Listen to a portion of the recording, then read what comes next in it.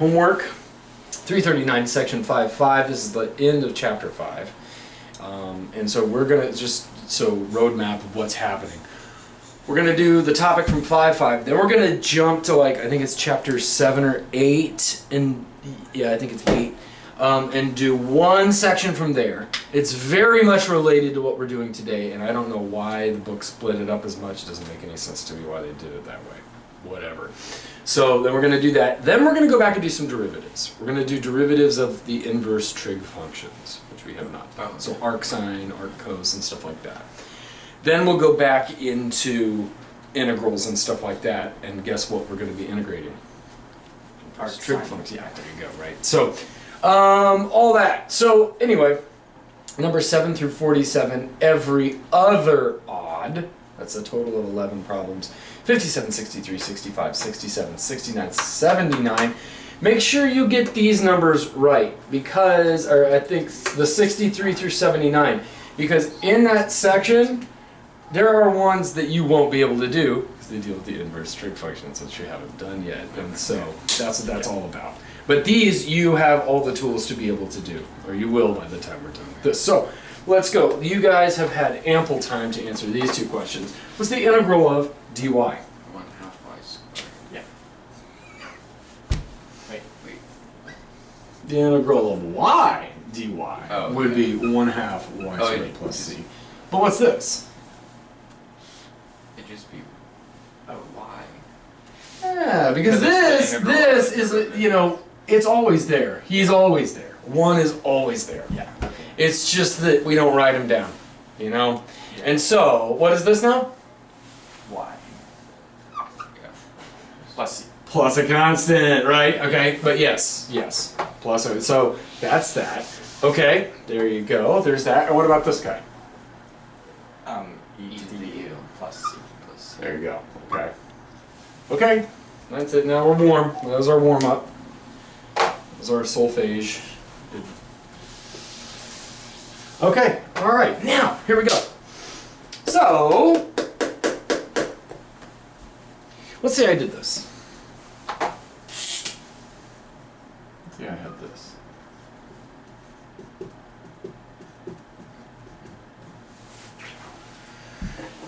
What's y? So this is just saying the derivative of y is equal to this. So then y itself would be what? The integral. Which would be what? 1/3. There you go. Cubed. There you go. Plus c. Plus x. And then Plus c. Then plus c. Okay. Now, here we go. This is today we're going to see that I told you dx is just kind of a placeholder. It's not really. And if you really, we're not going to get really into what it is. We're just going to use it. And we're going to get really familiar with using it. It's the same kind of thing like how we did, you know, we've never proved that 1 + 1 = 1. But we've been drilling on that since we were 5, right? Same kind of thing here. I'm going to show you that it is more than what it appears to be. It's not just a placeholder. We're going to use it. And then if you're really interested in what it is, go take analysis, right? But check this out. So, when you said this, you immediately, it's funny because you said it's the integral of that, right? Like I said, what's y? And you're like, it's the integral of that. And the thing is, like mechanically though, I'm not just going to do this. I mean, I could, but there's something off there. In particular, there's no dx over here, right? And so, how do we get around that? Well, can I multiply both sides of something by the denominator? Yeah. Yeah, and what I get is dy equals x squared plus 1, all of it, dx. And now I can just take an integral. And so, like, in practice, though, I mean, like, so anyway, so we'll just go. So, this side is what? Y. Plus c. Plus a constant, and let's call it constant 1, okay? Now, what's that?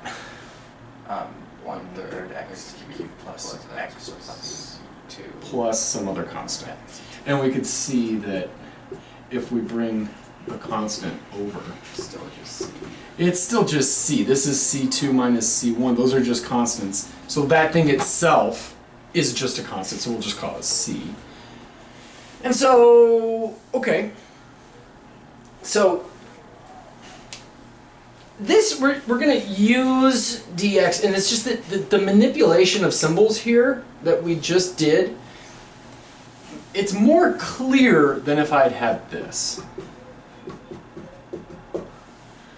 Because we could just agree that if you do this, if you just integrate both sides, well, we could just say, well, that's the antiderivative of a derivative, and as long as we're all on the same page, like, then that's perfectly fine. You say it's the antiderivative of a derivative, and yeah, okay, so it's y plus a constant, blah, blah, blah, and just go on and plug and chug from there. But there is going to be an instance where we will want to keep track of that guy, where he's going to actually help us out. That's what we're going to get into right now. So, okay. So, and by the way, these dx and dy and d whatever, they're called differentials. I've said that before. And they're not just placeholders, but again, we don't want to really get into the whole theory behind them because we would just be bogged down in theory, right? We want to actually use this. So, here we go. Here we go. Ready? Try to figure this one out. Anybody have any ideas what the antiderivative of that thing is?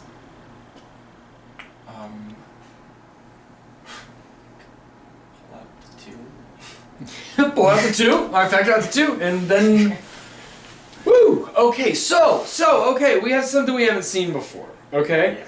now let's just recall.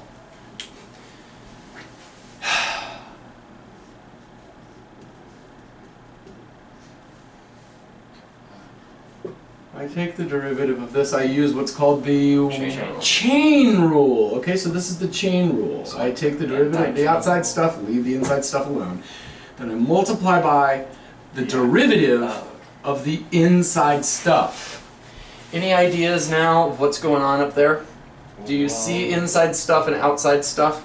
But 2x could be the derivative of... Oh. It looks like, right? Like you have a function, e to something, with something in it, and its derivative appears on the outside of that thing. Yeah. Okay? And so, what we're going to be working on today is kind of like the inverse of the chain rule. Okay, but let's keep going here. Let's keep going. So, and if you want to be really technical here, we're not done with this. Because what if x itself were a function of something? Right? Like what if you had a f of g of x of t? Well, then you'd say, okay, the derivative of this is then f prime, leave the inside stuff alone, multiply by the derivative of that inside stuff. Oh, but that's an inside-outside thing, so the derivative of the outside stuff, leave the inside stuff alone, multiply by the derivative of that stuff, and so on. And but the thing is, in this case, x is just the input variable. It's not explicitly a function of something else. But the chain rule still applies. We just multiply by the derivative of x, which happens to be the derivative of x with respect to x. In other words, dx is just 1, Yeah. right? And so we normally don't write it, but it is there. Yeah. Okay? And so, since we're doing integrals, it's going to be nice to, instead of writing prime, what I'm going to do is I'm going to rewrite this. I'm going to say that x prime is just dx.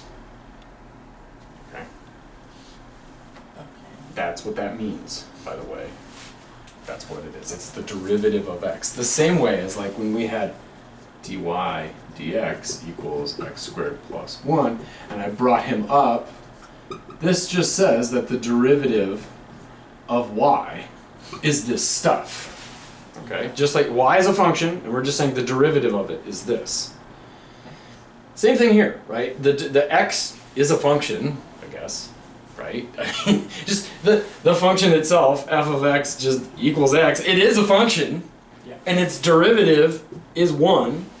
Or I could just write that as the derivative of x is just dx. And so it's kind of a placeholder, kind of. But what we're going to see in a minute is that this is going to help us. Okay. So, okay. Now, another way of thinking about this, right? So, I'm going to keep this formula up here real quick. But instead of writing this side like this, I'm going to say this is the same thing as d whatever dx. Yeah? Like that's what that means, right? Just the same way when I said, okay, dy dx, but that we looked at that and said, okay, there's a function y, and you're taking the derivative of it with respect to x. That's what that means. And in the same way, I could say, well, we could bring this guy up here.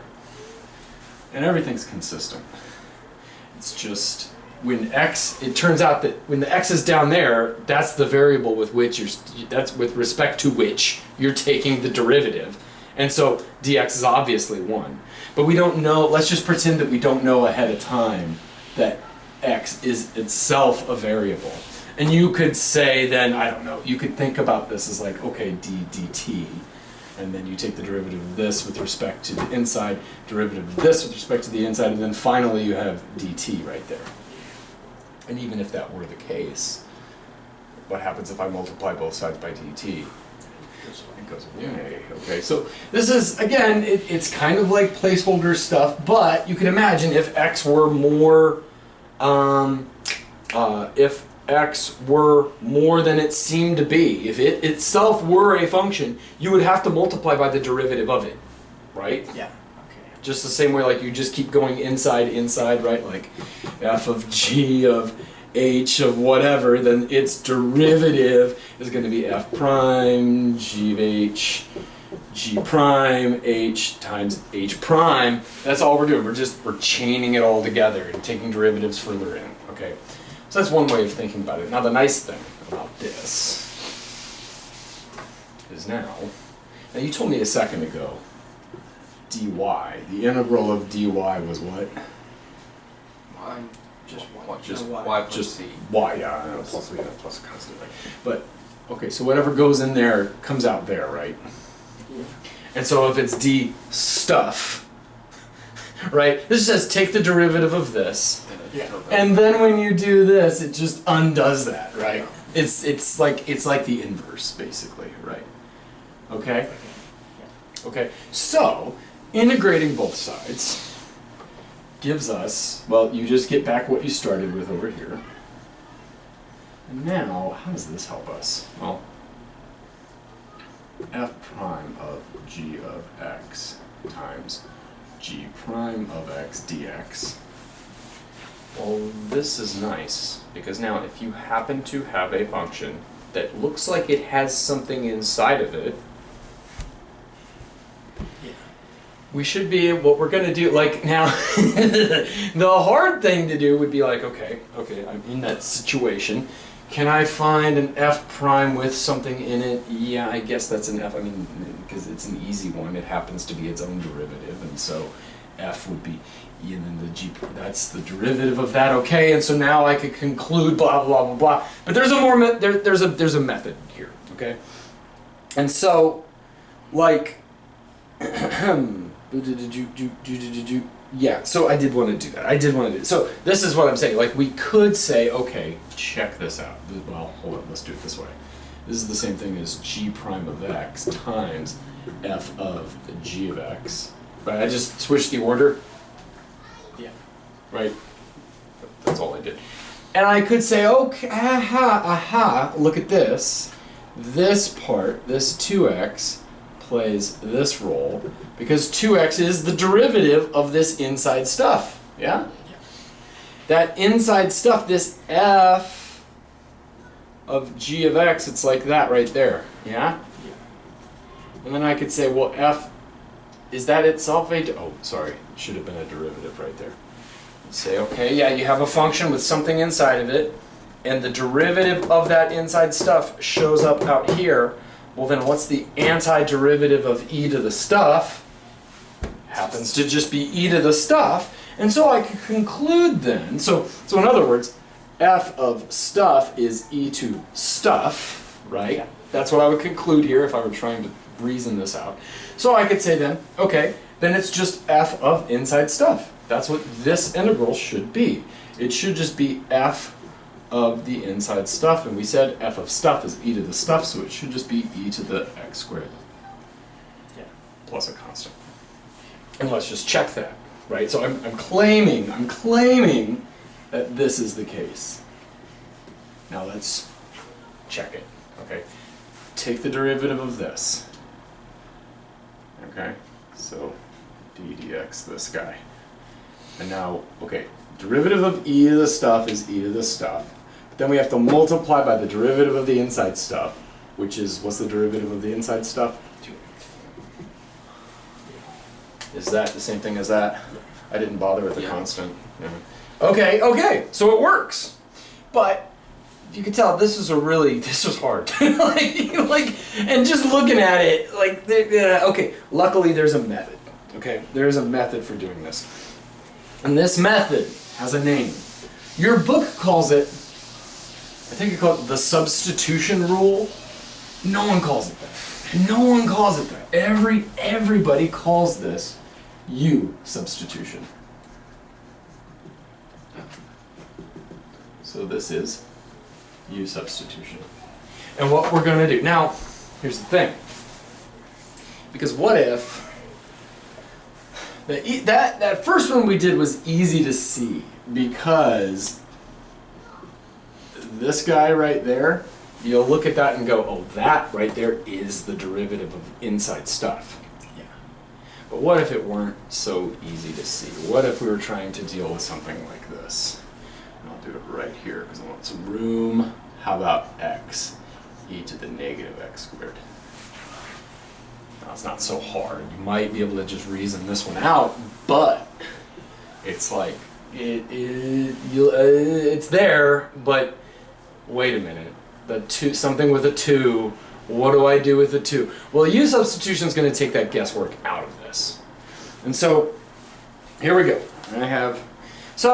Here we go. This is, the first question is, do I use u-Substitution? Like, you look at an integral and you go, is u-Substitution the way to go? Because you're going to learn like 3 or 4 different techniques. The same way like that we learned a chain rule, and we learned a product rule, and stuff like that. There are techniques to undo each one of those. So the first question is, which technique do I use for something like this? And when it comes to u-Substitution, the first question you ask yourself is you say, okay, you look at the integrand right here. That's right, the stuff that's in there. That's called the integrand. You look at the integrand and you ask, is there, how did I put this? A function in a function.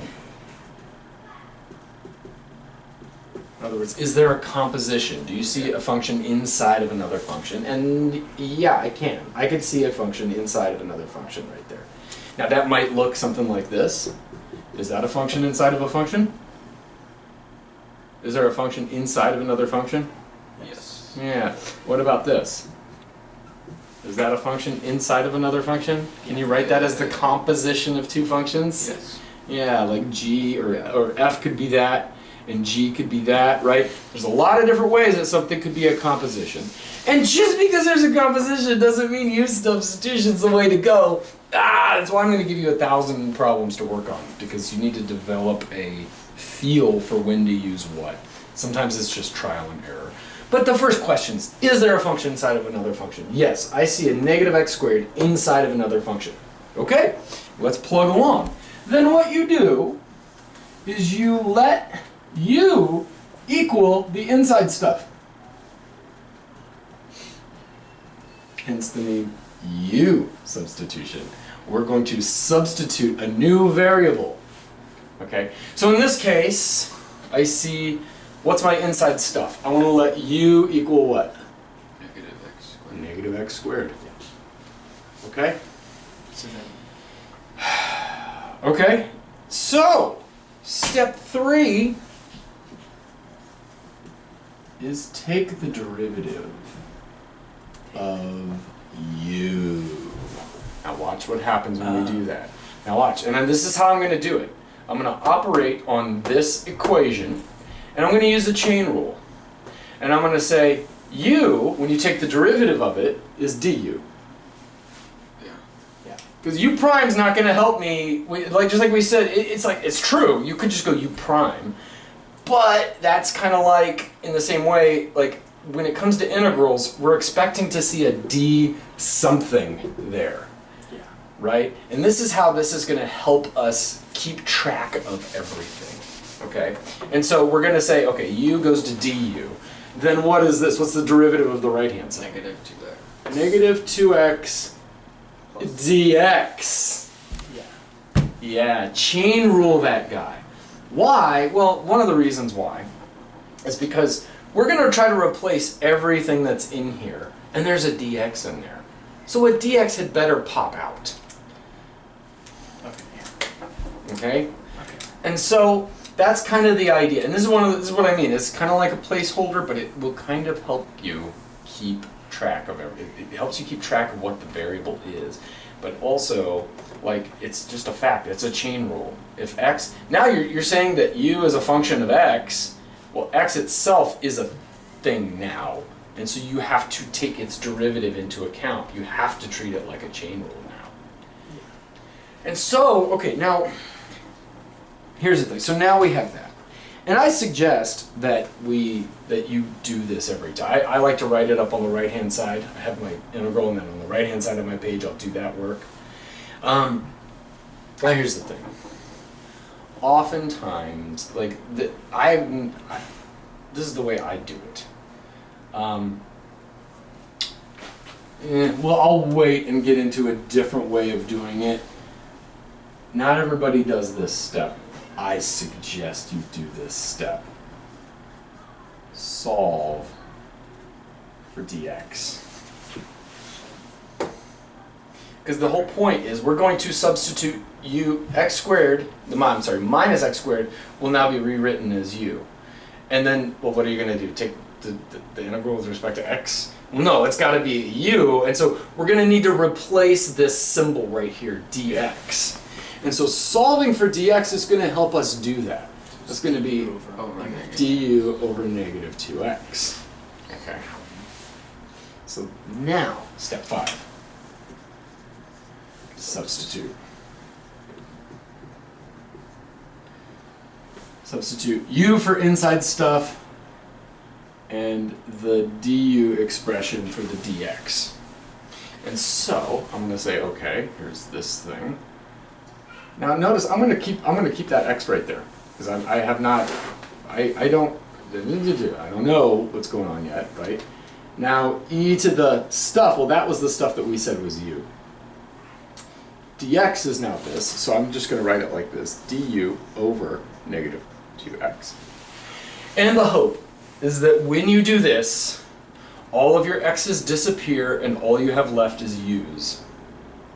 And you can see that, yeah, that's what's going on here. I mean, if we want to be explicit here, this is e to the u du, x e to the u du minus 2x on the bottom. X's cancel. I could pull out a constant. It's the same thing as negative 1/2 out front. And now we just have e to the u du. You've just done this one. What's that integral? Just e to the u. Yeah. So minus 1/2 e to the u plus a constant. But we're not done because they never asked us about u. They asked us about x. And so now we just substitute that guy back in, which is the last step. So, well, actually 6 is actually do the antiderivative. And then finally, you substitute back in for u, whatever u was. I was going to say substitute your x variable back in, but what if your variable was z? You know, I don't know. Trying to make this not confusing. So substitute back in. Okay, so then, okay, that's negative 1/2 e to the negative x squared plus a constant. What do you think my 8th step is? Check your work. Thank you, right? Because, as you can see, like, what? Like, did everything work out? We did a lot of crazy stuff over here, and hopefully I put the 2 in the right place, and when I pulled it out, everything's all right. So let's just check it here, okay? So I'm going to -1/2 e to the negative x squared plus a constant. The derivative of that. Okay, take the derivative of that stuff. The -1/2 stays put. The derivative of e to the stuff is e to the stuff. Then the derivative of the inside stuff is what? -2x. 2x, okay. So the negative and the negatives are gone. The 2 and the 2 is gone, and I'm left with x e to the negative x squared. Is that what I started with? Yeah, lo and behold. Okay, so we are good. And so my final answer would be -1/2 e to the negative x squared plus a constant is equal to that guy. Cool? And I think the best way of like really solidifying this is like we could do like a proof-ishness of it, right? Like, I mean, I pretty much did when I just wrote that out. The point is, like, if you could find, the idea is, you know, that when you take the derivative of f of g of x, you end up with f prime of g of x times g prime of x dx. And so if you have an integrand that you could find the different parts of, instead of doing that the hard way like we did the first time, where you're like, well, this part matches up with this, this method gives you that, basically. But it comes down to, do all my x's cancel out? Because if they don't, yeah, you might be in some trouble. Maybe or maybe not. And we'll see in a minute, it looks like it's going to look bad, but not necessarily. That's why I want you to do 1,000 of these, because the more you have to do a bunch of them to get a feel for when this is the way to go and when it's not.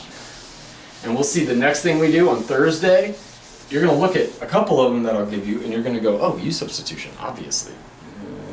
It won't work, you know, and so, anyway. Okay, so now here's just a bunch of examples. Any questions before we go? Before we just start plugging along?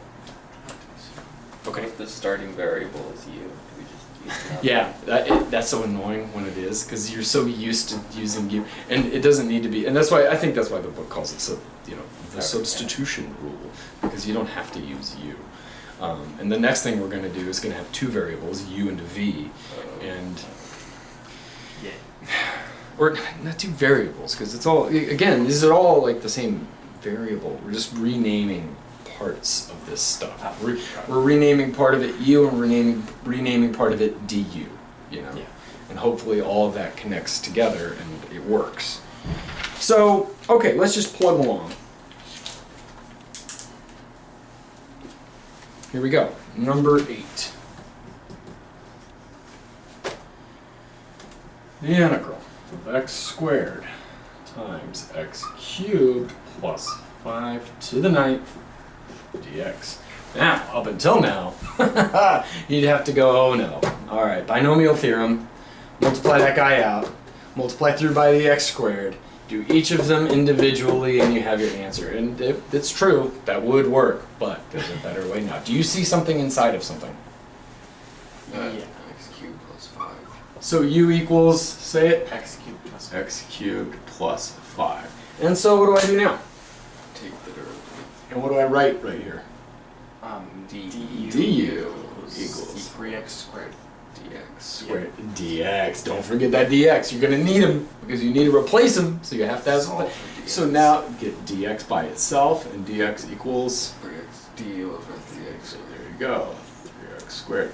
Hopefully, when I go and substitute everybody, and you can kind of see it, right? Like, as you're doing this, you can see, is this viable? Because you know, okay, the x squared's going to come down. Oh yeah, he's going to cancel, right? He's going to cancel, so that looks good. But I'm going to go ahead and do this now and say, okay, that's the same thing as x squared. Now it's u to the 9th. Dx is now du over 3x squared. Good. Okay, now we have just a variable u to the 9th over 3 du.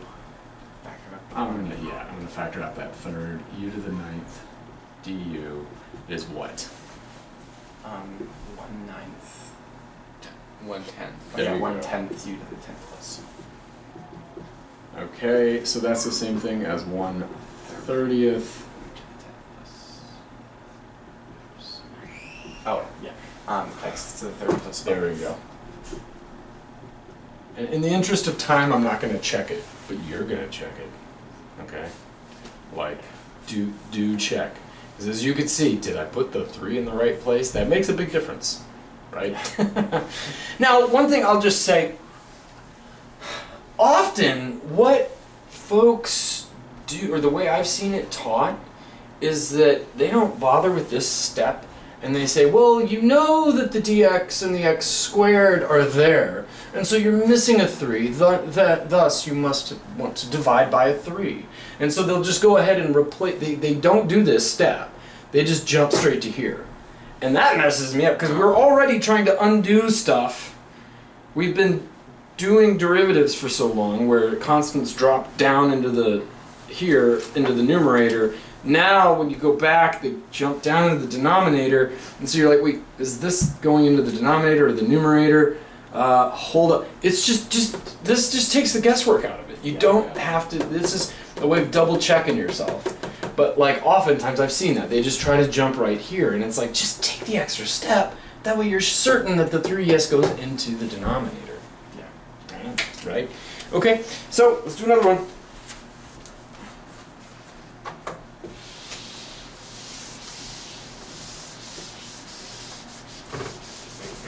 Okay.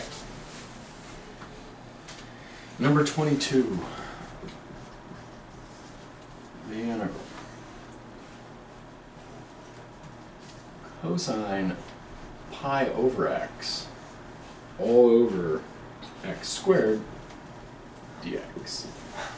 Yeah. Do you see something inside of something? Well, pi over x over inside x. of the cosine. Okay, so what do we want to let u equal? Pi over x. That looks good. And this is like, sometimes you'll look at one and you'll see, well, there's a couple, like, not so much this one, but sometimes you'll look at it and you'll be like, there's something inside of something and something else inside of something else, and you might want to just try both. And that's just how you have to do it. So, okay, so now what do I do? Just take the derivative. So du du equals would be quotient. I will hit you. I will. Okay, I'm getting ready. I'm getting ready. Okay, so the derivative of this, is Negative negative. pi x to the -2. Okay, so dx. negative Dx. pi over x squared. Thank you, dx. Now let's get that dx by himself. So du du times x squared. Yeah, over x negative squared du negative pi. You can put that negative anywhere you want. Who cares? Okay, so now let's substitute. So cosine of u over x squared dx is now this stuff. See, it takes the guesswork out. You don't have to worry about it. You just do this. It'll work. Wait. So Yeah, I cancel. yeah, hey, look at that. That's gone. That's gone. I could pull out that negative But if pi. it was like an x to the 3rd in the bottom, it would lift up. Right. What would we have done? What happens if there's Yeah. 2 parts of the chain or more? Because right now it's Yeah, you'll see. Well, okay, so the thing is, so hold on, let me just finish this up. Okay, so I pulled out my pi. Yeah. All that's left is cosine u du. So I'm going to bring this guy along for the ride. It's the antiderivative of cosine. Sine. It's just sine, right? I think. Which is it? You tell me. Sine plus no. c. yeah. It's just sine. Just sine plus c because if you Okay. take the derivative. Yeah. Yep. And now we're not done because they didn't ask about you. They asked about me. I mean x. So sine pi over x.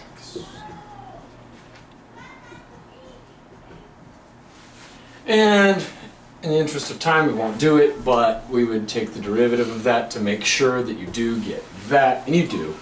So, there you go. Yeah, this is the thing. This is why you're going to do a ton of these, and a ton of the other types too. Because what if, right? And what do you do? Well, there are some that just aren't solvable, and that is what they are, right there. Like, remember this guy? I said, this guy has no antiderivative that you could write down in finite terms. Sometimes that's what happens. Sometimes you need another method. So it depends. It depends on the thing. And the more of these that you do, the better you will, or the better your intuition will be. And that's what I want to do here, is build your intuition for these by doing 1,000 of them. Or 17. So, close enough, right? Okay, here we go. Yeah. So, this one, here we go. Number 28.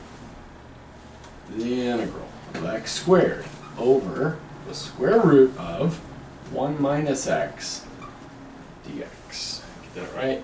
Yeah, that's it. 1 Okay. minus x. Okay, so we're going to let u equal what? 1 minus x. Yeah, because you asked yourself the question, do I see something inside of something? Yep, I do see something inside of something, and the thing is that. And so now we do what? du equals -1. -1 dx. Okay, so then dx is just negative du. Yeah. Okay, cool. Okay, so let's just hope and see what happens. Okay, so x squared stays put. We get down here, that's just u. Dx is negative du, so that's just, I'm going to go pull that negative all the way out to the front. Oh, no. It didn't kill the x. So now you're in a pickle. And this is, every time this happens, you're going to go, oh no. And your brain's going to start clicking like, okay, there's this other method, there's this method, there's this method. What do I do? And in this case, those other methods aren't going to help you. And so, and if you, what's going to happen is you're going to try one of the other methods and work and work and work, and it's not going to work. And you're going to go, ugh!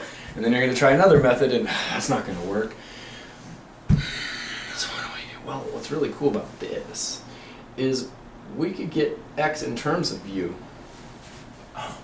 Oh. So I could bring the x to that side, bring the u over here. X is 1 minus u. And now, okay, so this is negative 1 minus u squared over root u du. Now what do you do? What do you think you do? We can do another substitution. You could, and what's going to happen is you're going to end up back up here. And you can do that all day. And yeah, and so Multiply it out. there you go. And that's Oh, yeah. that is the thing that, it's the most obvious thing that you'll never remember to do. You'll never remember to do that, and you're gonna, get this one wrong on the test because you're just like, I don't know, because you're trying to think of all these big, oh man, I got this method, oh now I need to go do this method. No, just multiply it out. Minus 2u plus u squared. Now what? Split it up. Split it up. There you go. Negative. So u to the 1/2.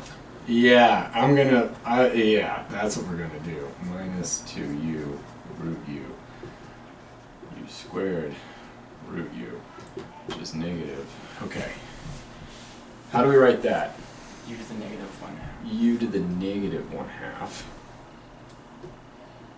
2u to the negative 1/2. So minus 2 Oh no, 2. u. So that's So just 1. Wait, no, sorry. Wait. Yes, yes. Because it's Well, 1/2 times 2. this is u to the 2/2 over u to the 1/2. So we subtract them. So yes. u to so the 1. u to the 1/2. Now what about that last one? Oh yeah. Plus U squared minus divided by u to the 1/2, which would be u to the 3/2. There you go. Good. Now let's take its antiderivative. And I'm going to put negative, and I'm going to do this so that I don't mess it up. Yeah. So it would be 3. Wait. I think it's 2. Yeah, 2u Yeah, 2 to the negative. To the negative. No, 'cause that's No, to the 1/2. So the 1/2. Now let's just check it.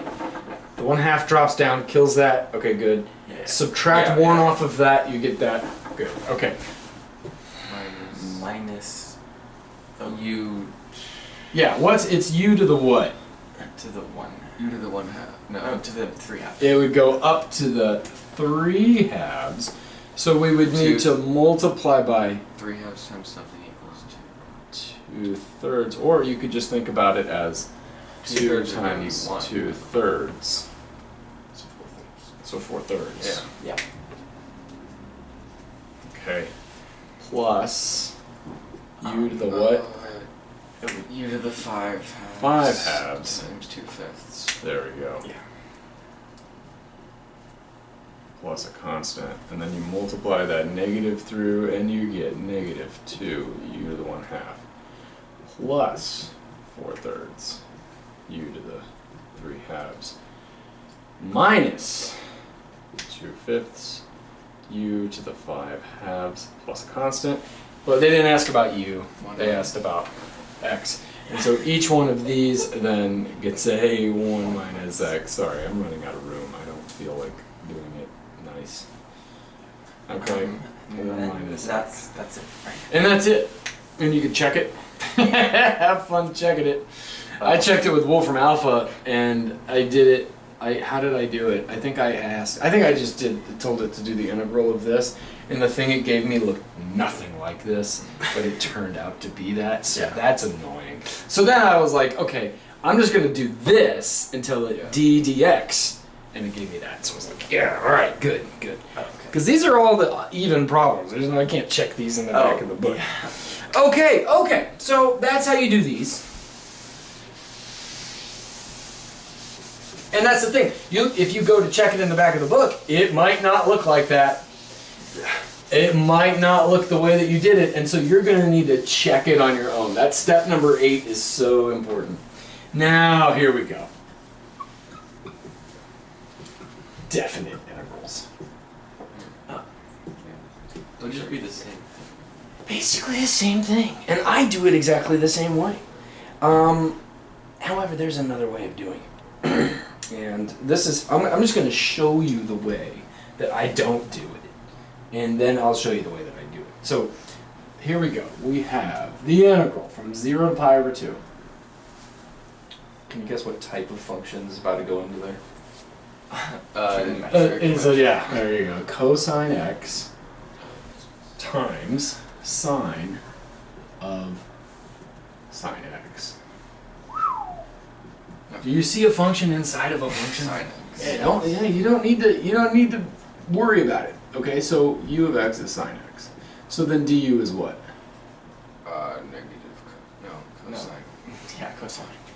Cosine x times dx. Dx, yeah, don't forget that dx. Okay, so then dx equals what? du over cosine x. Du over cosine x. Now, the way that so many people do this is they'll say, well, if x is at 0, but we don't care about x anymore, we care about u, then we have a new limit of integration, don't we? Oh. Yeah. Wait. Let's do it the way Justin does it. We'll do it the way Justin does it. So let's just, and this is the way I always do it. Even if doing it the other way is going to make your life easier, I just do it this way. So I just do it, right? Okay, so here we go. I'm going to go, okay, so from 0 to pi over 2. Cosine x has not changed. Sine of u, now dx is this. It's du over, and thank God that we get rid of him. And so we get 0 pi over 2 sine u du, which is what?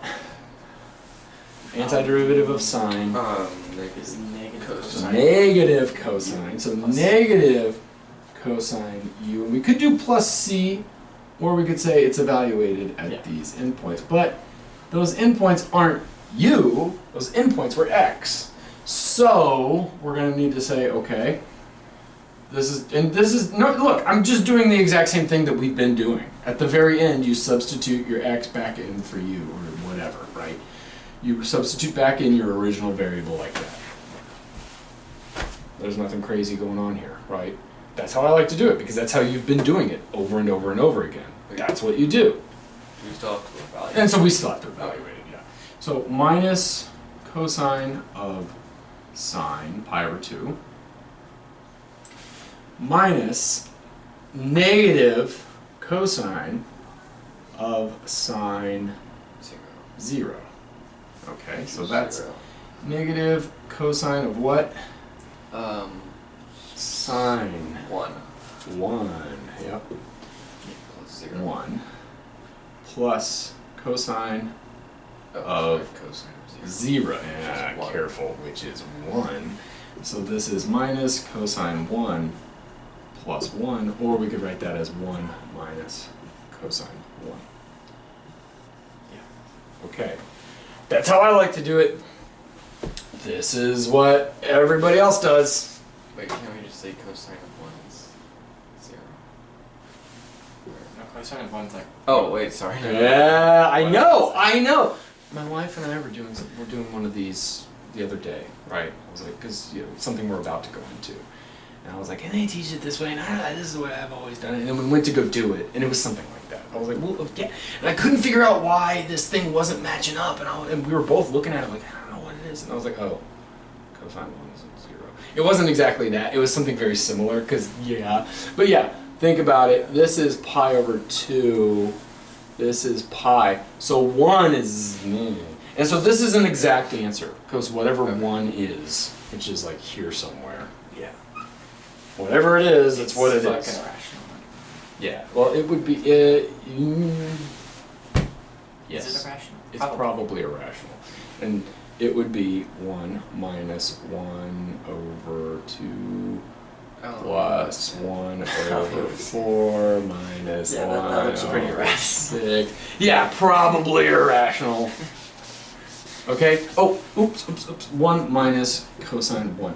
Now here's the way, and honestly, sometimes it will be way easier for you to do it this way.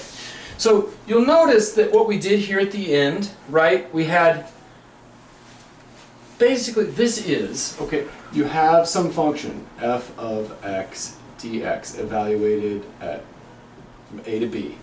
That's the antiderivative, right, at b and a, right? Given that, I mean, that's what we've been using, that the capital, you take the derivative of the capital letter and you get the lowercase letter, Yeah. right? Everybody with me on that? Yes. So it's like, okay, well, what you're doing now, when you change here in the end, right, you took the antiderivative and got that that's the antiderivative. But when you're back here at u, this is the same thing as just plugging in u at that endpoint, right? Yeah. That's what that is. And so if you change the thing, this is, in other words, when we had f of u du, and it wasn't f, it's something else. I mean, it's kind of like a g or whatever. But now that we've changed that, right, because this was my original f, now we've changed it to something simpler, so we've changed it to a g. Now you could say, well, then that would be g evaluated at, well, where? And those endpoints came from, we just plugged in those endpoints into u, right? We took 0 in for x, and that was that endpoint right there, right? We took pi over 2 in for x, and that's what u was right there. And so that's what you do. You say, well, u of whatever that one endpoint is, and u of whatever that endpoint is right there. Yeah. So that you get u of b and u of a right there. Oh, You see what I'm saying? Like does that make sense? You guys following that? I think the first way is easier. Yeah. And so, I mean, it's what you'll see in just a second is we're going to end up doing the same thing. But basically, you're going to do this step right here, right now. You're going to say, well, Yeah. what would that, now that we've changed our variables, when x is 0, what is u? And so this is how I like to do it. I go, when x is 0, then u equals sine 0 equals 0. And when x is, and I like to do it in this order because more than one time I flipped them around because you get new numbers, and sometimes you'll plug in a number and like if it goes from like, let's say 2 to 3, and you plug something in and the 3 goes to -5 and the 2 goes to 7, and you go, oh, the -5 is the one on the bottom. And this is why I don't like doing it this way. This is one of the many pitfalls of this method. But you could say that when x is pi over 2, then u equals sine of pi over 2, which is 1. And in this case, it happens to both be the smaller and the bigger, but... And so, that's what you do right here. And so now, instead of doing what we did, you just say, okay, I've made the substitution, and I'm going to substitute the endpoints now. 0 to 1, 0 to 1. And so now this is just 0 to 1. We wouldn't be doing this.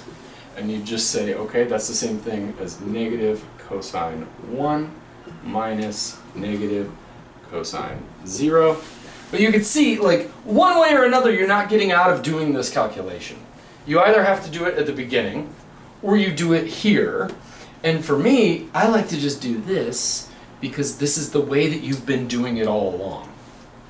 You know what I mean? Like, when you're doing indefinite integrals, you don't have this nifty little shortcut you could take. Yeah. So I just do it this way anyway. Whatever. It makes more sense to me. Rather than having to go, oh yes, when x is 0, then u must be sine of 0. But that's the way the book teaches it. And sometimes, I'll be honest, sometimes it does make your life much, much, much easier to just do it that way. So, okay. So, last example that we're going to do, I think this is the last one. Yep. Number 81.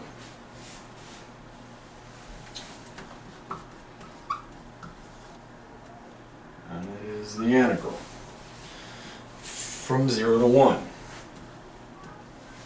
of e to the z plus 1 over e to the z plus z dz. So, well, e to the z plus z is, I guess, a function of the side.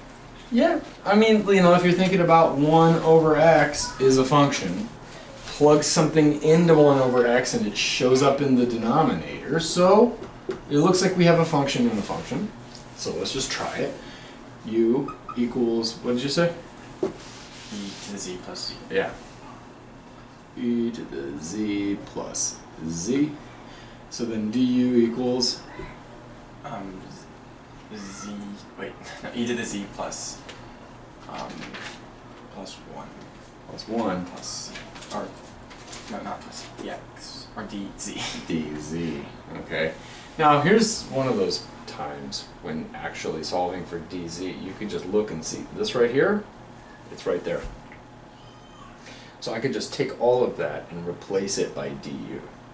I don't do that because I don't trust myself. I don't want to do that. But that's how it usually, you see what I'm saying? Okay. Like, this piece is that right there. In fact, if I wrote it differently, if I wrote it like this, you could see like, oh yeah, that is just, the numerator is du. Yeah. And so, in that case, it makes sense to just go ahead and say, okay, I'll just replace this with du.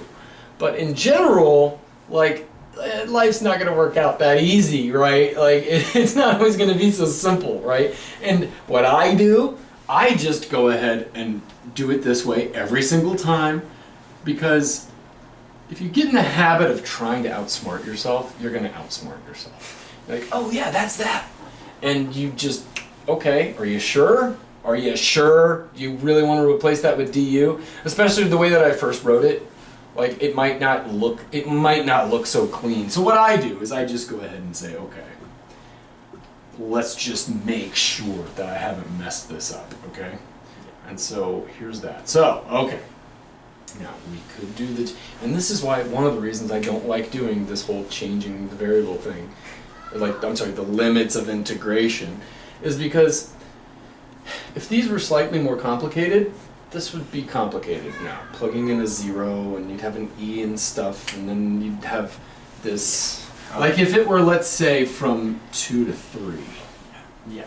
Then now you have to go, okay, well when z equals 3, then u equals e to the 3 plus 3. And then when z is equal to 2, you get u to the e to the 2 plus 2. And then when you go to write this, it's going to look ridiculous. You're going to have, it's going from e to the 2 plus 2, e to the 3 plus 3, and ugh, right? So I just don't like doing it that way. This one comes out to be pretty clean, because you plug in a 1, e plus 1. Okay, plug in a 0, e to the 0 is just 1, so it's 1. It's not that bad, but still I don't like to do that. So, okay, let's replace our stuff. This guy's not changing.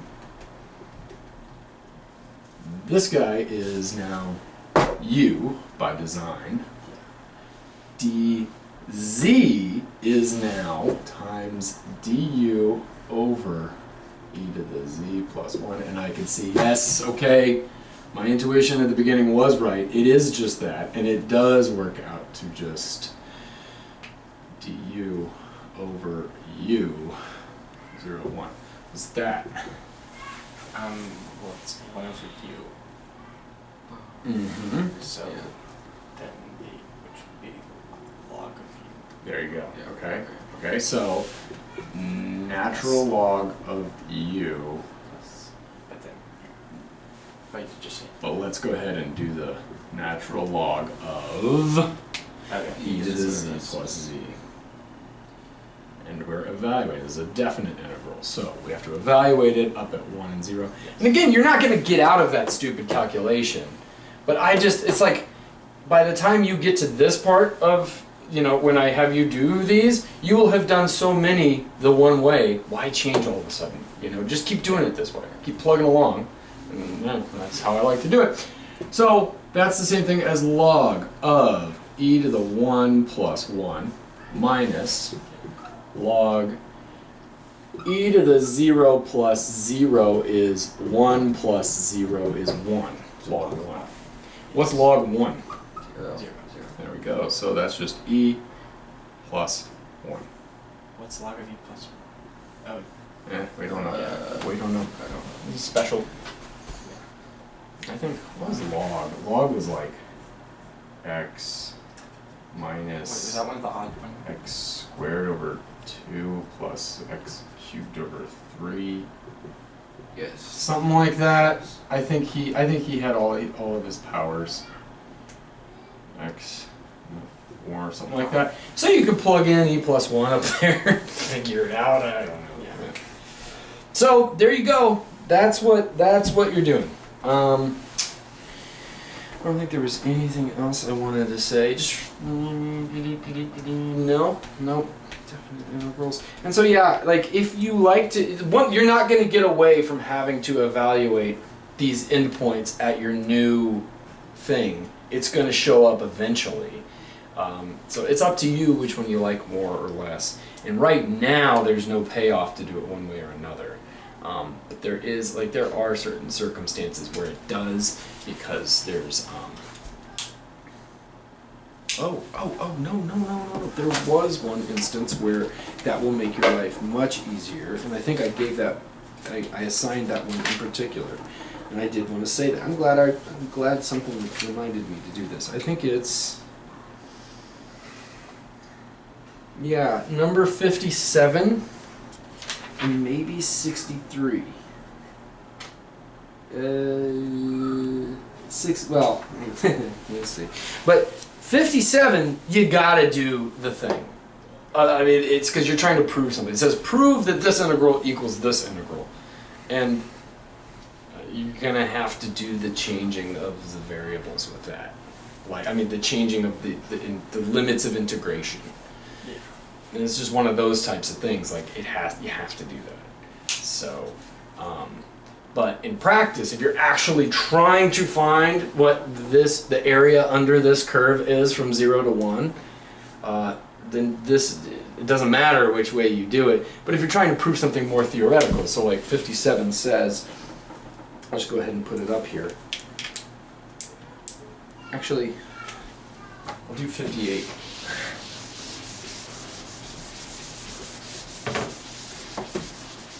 I've not done this, so hopefully I don't embarrass myself here.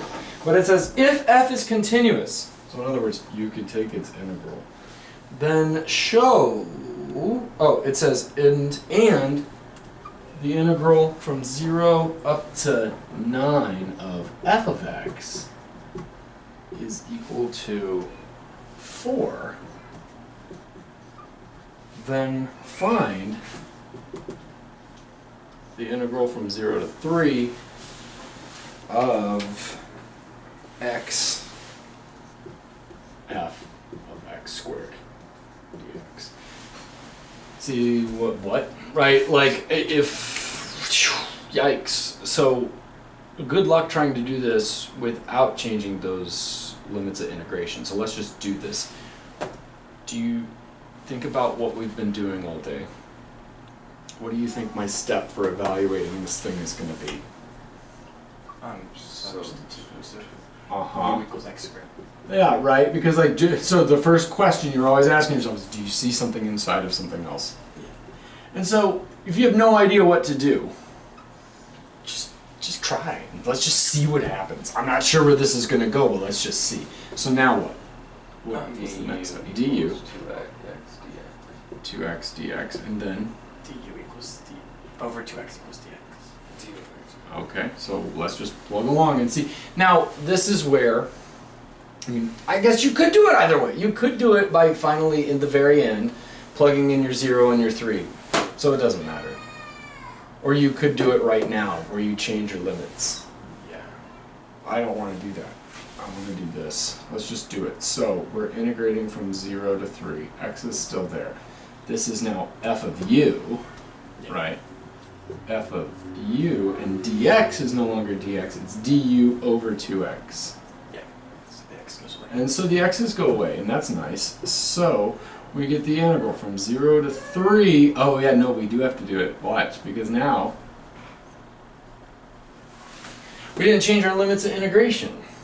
We don't know what this is. We know that that's that. Yikes. So let's change the limits of integration and see what we get. So when x is equal to 3, u is equal to 6. No, 6. Oh, there. Sorry, 9. 9. And when x is equal to 0, u is equal to 0. So now here's our new limits of integration. Our old ones are going to go over to our new ones there. All right, it's the same thing. Like, in fact, it would make a lot more sense if you, like, if we just did this as x goes from 0 to 3. Well, now that you've changed variables, you don't care that x is going from 0 to 3. You want to know what u is doing. U is going from 0 to 9. Okay, so x stays put. F of is no longer x squared, it's now u because we've done the substitution. Dx is now du over 2x. The x's cancel. You could pull out a half, and you get 0 to 9 f of u du, which is equal to what? You plugged in. It's on the board somewhere. Oh. It's given. Oh, for f of 4. That's for x. Yeah. Does it matter? No. Oh, no, it doesn't. No, it doesn't. And that's the trick, right? Is like, oh, but now we've changed it into u and blah, blah, blah, blah. Yeah, but, and that's, so these are not the same thing, right?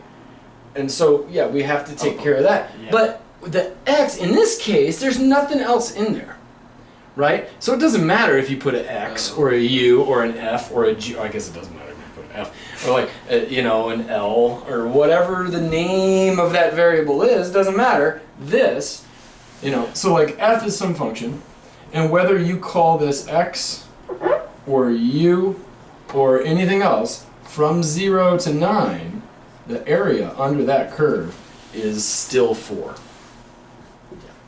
So this is -2. That's weird. Because if u equals x squared, then yeah, but Yeah.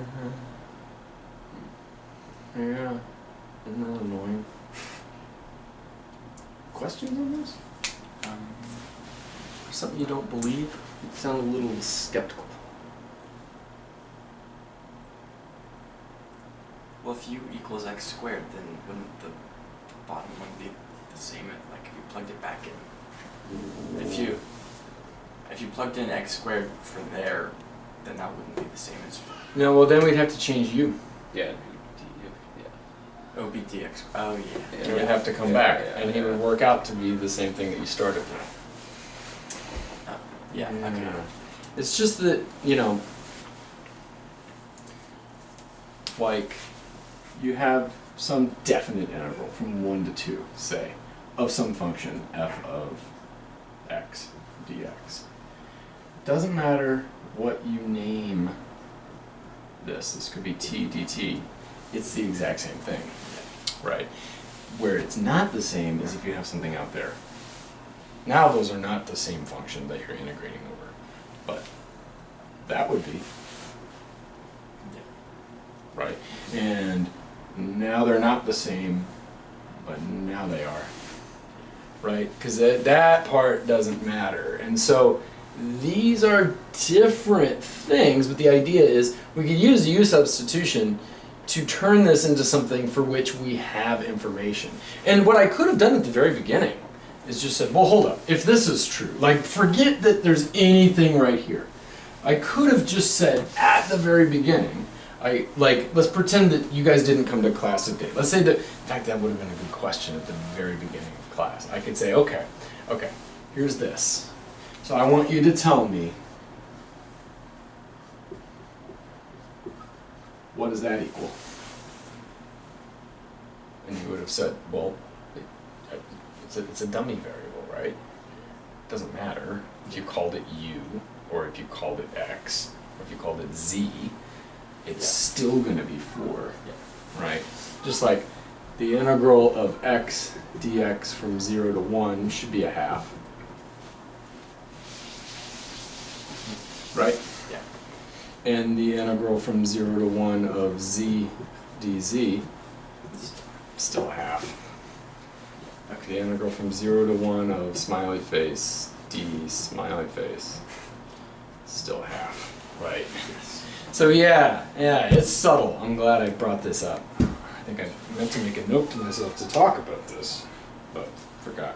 So yeah, there are cases where you do need to do this, but usually if you're given an actual function that you can actually take the antiderivative of, then who cares? You can do it any way you want. So there you go. That's it for today, guys.